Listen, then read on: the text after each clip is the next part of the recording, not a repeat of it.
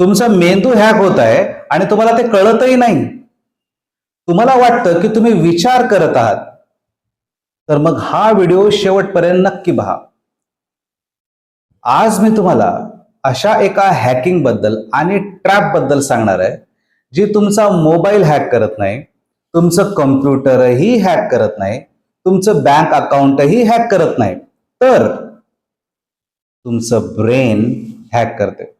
आणि तिचं नाव आहे, ती गोष्ट आहे इमोशनल कंटेजन, म्हणजेच भावनिक संसर्ग. Just like an infection, emotional contagion म्हणजे दुसऱ्यांच्या इमोशन्स तुमच्या ब्रेनमध्ये कॉपी पेस्ट होतात. म्हणजेच राग दुसरे व्यक्त करतात, पण रिॲक्शन मात्र तुमची असते. आणि सर्वात धोकादायक गोष्ट म्हणजे हे घडत असताना आपल्याला ते घडतंय हे लक्षातही येत नाही.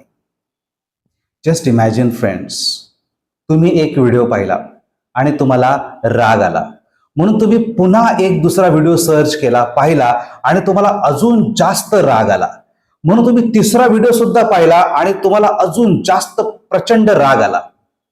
मग थॉट्स फ्रीज होतात, तुम्हाला कंट्रोल होत नाही आणि आता तुम्हाला वाटतं की सगळे चुकीचे आहेत, मग ते लोक असोत किंवा सिस्टम. इथे फक्त मीच बरोबर आहे आणि मला यातलं सगळं कळतंय असं वाटायला लागतं. वेल, स्टॉप, गो स्लो. अशा वेळेस स्वतःला एक प्रश्न विचारा. आलेल्या रागामागचा, भडकलेल्या भावनांमागचा हा विचार खरंच तुमचा स्वतःचा आहे का, की कोणीतरी तुमच्या इमोशन्सला दिशा दिलीये, म्हणजेच आगीत तेल ओतलंय? सायकोलॉजी सांगतं इमोशन्स इन्फेक्शन सारख्या पसरतात. एका व्यक्तीचा राग हजारो लोकांचा राग बनतो.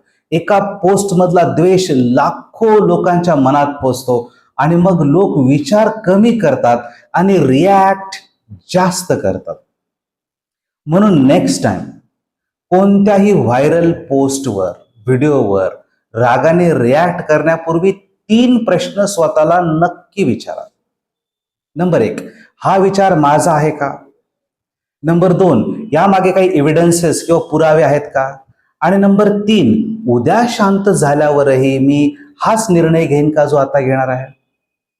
एक सायकोलॉजिकल काउन्सिलर या नात्याने सांगतो, खरा स्मार्ट पर्सन तो नाही जो प्रत्येक गोष्टीवर लगेच रिॲक्ट होतो किंवा रिॲक्शन देतो. खरा स्मार्ट पर्सन तो आहे जो पॉज घेतो, रिॲक्ट करण्यापूर्वी अंडरस्टँड करतो आणि जो प्रत्येक इमोशन मध्ये रियालिटी शोधतो. तो खरा स्मार्ट पर्सन, तो खरा जेनझी. कारण ज्या दिवशी तुमच्या इमोशन्स कोणीतरी कंट्रोल करू लागतं, त्या दिवशी तुमचे डिसिजन्स तुमचे राहत नाहीत. स्वतःला रेव्होल्युशनिस्ट समजण्यापूर्वी एकदा आरशात पहा.